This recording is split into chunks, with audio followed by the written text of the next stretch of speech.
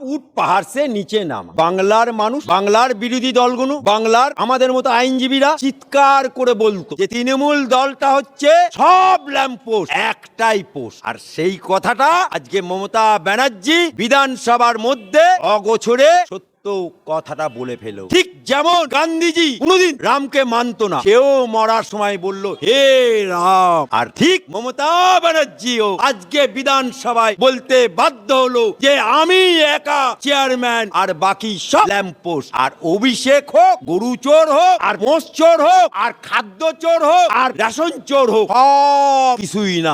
এই কারণেই মমতা ব্যানার্জি গত 21 সালের বিধানসভাতে বলেছিল যে যারা প্রার্থী হচ্ছে কেউ প্রার্থী না, একমাত্র আমি প্রার্থী। সেই জন্য আজকে বিধানসভার মধ্যে সত্য মেব জয়তে, সত্যটা জনগণের সামনে উদ্ঘাটন করার জন্য মমতা বুবুকে, মমতা খালাকে, মমতা আপাকে সেলুট জানাই।